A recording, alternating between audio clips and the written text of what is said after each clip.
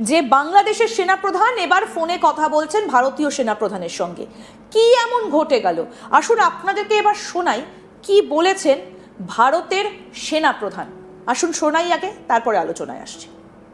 Anything which is happening under the guidance. You asked in Hindi or English firstly? है? हिंदी में। तो जो आपने पूछा था, सबसे पहले हमें ये जानना जरूरी है कि ये कौन सी सरकार है जो वहां पर है। अगर वो इंटरिम सरकार है तो क्या जो वो एक्शंस ले रहा है, क्या वो 4 या 5 साल के लिए है या 4 या 5 महीने के लिए है। तो उस चीज को मद्देनजर रखते हुए क्या हमें उसमें तुरंत रिएक्ट करने की जरूरत है या नहीं, ये हमें समझना चाहिए। सबसे बड़ी बात तो ये है। दूसरी बात ये है कि आज की तारीख पे तीनों सेनाओं ने अपने अपने चैनल्स पूरे खुले रखे हुए हैं। भारतीय सेना ने तो मल्टीपल चैनल्स ऑफ कम्युनिकेशन खुले रखे हुए हैं। जो उनके वहां पे चीफ हैं, उनके से मेरी रेगुलर बात होती रहती है। उसी प्रकार से हमारे बाकी चैनल से भी हमें एक दूसरे से बातचीत होती रहती है। आपको ये भी याद होगा कि हमने एक डेलीगेशन भी वहां भेजा था जिसने वहां पे सबसे जाके मुलाकात की थी। उसी प्रकार से चीफ ऑफ नेवल स्टाफ ने बात की है, उसी प्रकार से चीफ ऑफ एयर स्टाफ ने बात की है। इरादा यह है कि किसी प्रकार का कोई मिसकम्युनिकेशन या मिसअंडरस्टैंडिंग ना हो। तो मैं आपको यही भरोसा दिलाना चाहता हूं कि आज की तारीख पे जो भी वो कार्रवाई कर रहे हैं, तीनों सेनाओं जो कार्रवाई कर रही हैं, वो किसी भारत के किसी प्रकार के खिलाफ की कार्रवाई नहीं है। जहां तक कैपेबिलिटी डेवलपमेंट की आप बात करें तो कैपेबिलिटी डेवलपमेंट एक चीज है जो चलती रहती है पूरे वक्त। भारत भी कर रहा है, बाकी देश भी कर रहे हैं, तो वो सबको ऊपर लागू है, वो अपनी कैपेबिलिटी डेवलपमेंट कर सकते हैं। जहां तक हमारी तैयारी है, हम उसको क्लोजली मॉनिटर कर रहे हैं। हमारा जो कोर ग्रुप होता है इसके बारे में बातचीत करता रहता है और ये देखता रहता है कि कोई ऐसा कोई मिसकम्युनिकेशन ना हो जिससे कि बात आगे बढ़ जाए। और जहां हमें एश्योरेंस चाहिए हम उनसे लगातार बात करते रहते हैं। हमारी आपस में ट्रेनिंग के भी एक्सचेंज हो रहे हैं, हमारे भी ऑफिसर्स वहां एनडीसी के लिए जा रहे हैं, उनके भी ऑफिसर्स यहां पे आ रहे हैं। तो उस मिलिट्री रिलेशनशिप में किसी भी प्रकार की कमी पेशी नहीं आई। একদম খুব স্পষ্ট করে সেনাপ্রধান জেনারেল উপেন্দ্র দ্বিবেদী খুব স্পষ্ট করে বলে দিলেন যে ভারত পুরো বিষয়টার ওপর নজর রাখছে। দাদা, এটা জানতে চাই আপনার কাছে যে ওয়াকারুজ্জামান তো অনেক আগেই সাহায্য চাইলে সাহায্য পেতেন, কিন্তু এখন ইলেকশনের দোরগোড়ায় পৌঁছে এইরকম একটা জটিল পরিস্থিতি সৃষ্টি করা তো দরকার ছিল না তার? উনি পরিস্থিতি জটিল তো করেছেন প্রথম দিন থেকেই। আপনি যাকে বলছেন বা যে তিনি সাহায্য চাইলে পাইতেন, তিনি সাহায্য চাইলে তিনি এটা করতে পারতেন বা হোয়াট এভার আপনি যেটা বলছেন, যেই মানুষটা নিজেই সমস্যার সূতিকাগার, সেই মানুষটা আসলে সমস্যার সমাধান কি করে করবে? দেখুন, 5 আগস্টের পরে যেভাবে বাংলাদেশে এক ধরনের ভারত বিদ্বেষী রাজনীতি, ভারতের প্রতি একটা ঘৃণার রাজনীতি, ওই জায়গা থেকে যখন এই বক্তব্যগুলো শুনি তখন কিন্তু এগুলো ওই দুটো জিনিস আমাদের কাছে কন্ট্রাডিক্ট করে। ভারতীয় সেনাপ্রধান পরিষ্কার করেই কিন্তু বললেন যে বাংলাদেশে যে 3টি বাহিনী রয়েছে, এয়ার, নেভি এবং ডিফেন্স বা সেনাবাহিনী, আর্মি, তাদের সাথে কিন্তু তাদের যোগাযোগ রয়েছে এবং তারা এইটাও দেখার চেষ্টা করছে যে এই দখলদার বাহিনী আসলে কোন ধরনের চরিত্রের অধিকারী। এরা কি আসলে একটা দীর্ঘ মেয়াদে এখানে থাকতে চায় নাকি স্বল্প মেয়াদে থাকতে চায়? ফলে ভারতের মোড অফ অ্যাকশনটা বা কূটনৈতিক সম্পর্কের জায়গা বা সেনা সামরিক সম্পর্কের জায়গাটা সম্ভবত ওইটার উপর ডিপেন্ড করে হবে। কারণ এর আগে পরিষ্কার করে একটা ইঙ্গিত ভারতের পক্ষ থেকে দেওয়া হয়েছে যে ভারত সরকার এই দখলদার বাহিনীর সাথে খুব একটা ইন্টারাকশনে যাবে না। সেগুলো একটা যৌক্তিক কারণও ছিল যে আপনি একটা কন্ট্যাক্ট করবেন, কার সাথে করবেন?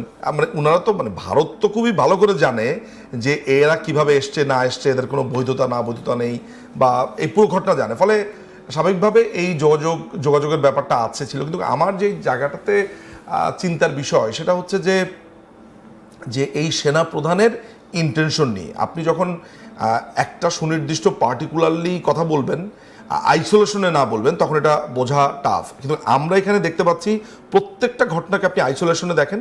আমরা যেটা আইনের ভাষাতে বলি, আমাদের যখন ক্লায়েন্টের কাগজপত্র দেই তখন বলে যে আমরা প্রত্যেকটা ঘটনাকে না দেখে অন অ্যাভারেজে আমরা দেখেছি। আমি অ্যাভারেজে দেখতে চাই না, আমি প্রত্যেকটা ঘটনাকে যদি আমি আলাদাভাবে দেখি, তাহলে আমার কাছে যেই জায়গাটা আসে সেটা হচ্ছে যে সেনাবাহিনীর তরফ থেকে এক ধরনের ইন্টেনশন আছে কোনো একটি দলের প্রতি তাদের দুর্বলতা। এটা খুবই আমার কাছে অন্ততপক্ষে পরিষ্কার।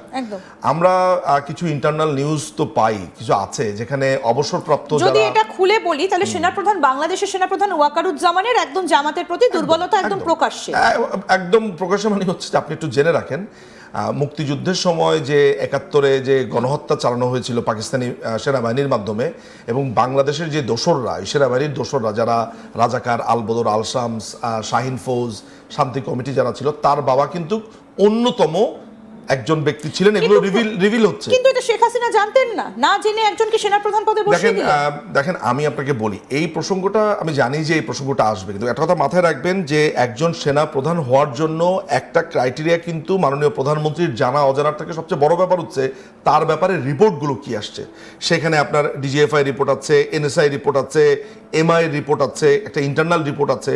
এখন প্রত্যেকটা রিপোর্ট যখন কোনো না কোনোভাবে কম্প্রোমাইজড হবে, বা আমি এইটা বলে হয়তো অনেক গোয়েন্দা সংস্থার প্রধান বা যারা আছে তারা হয়তো বা একটু মনোক্ষুণ্ণ হবে, আমি বরঞ্চ এটাকে এইভাবে বলি যে এইটাও তো সত্যি কথা যে ওয়াকারুজ্জামানের ট্র্যাক রেকর্ডটার ক্ষেত্রে এইটা যে তার দুর্নীতি রেকর্ড নাই, এটা নাই, সেটা নাই, তার পেছনের ট্র্যাক রেকর্ড, কিন্তু ওই জায়গাটাতে প্রশ্ন হয়তো বা মাননীয় প্রধানমন্ত্রীর উপরে ওঠেনি। কিন্তু মাননীয় প্রধানমন্ত্রীকে একটা রিপোর্ট, সমস্ত রিপোর্ট এবং মতামতের উপরে ভিত্তি করে তিনি করেন।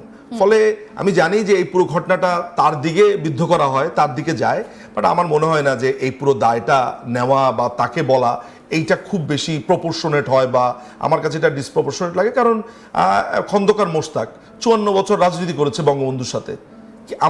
আমরা কে জেনেছিলাম যে তিনি ষড়যন্ত্রকারী? আমরা সিরাজউদ্দৌলার ঘটনাতেও যদি যাই তাহলে আমরা কি জেনেছিলাম যে মীর জাফর এই ঘটনা ঘটাবে, ঘরসটি বেগম?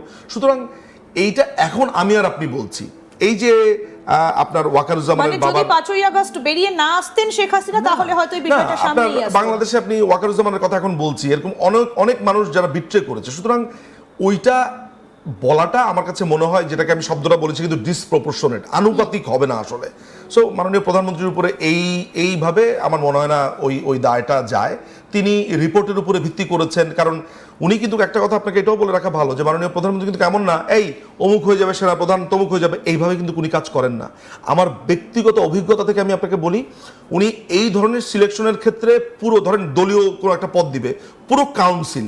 কিন্তু এবারের ইলেকশনটা মানে 2026 এর ইলেকশনটা তো আওয়ামী লীগকে বাইরে রেখেই যেতে হচ্ছে। সেটা তো যেতে হচ্ছে।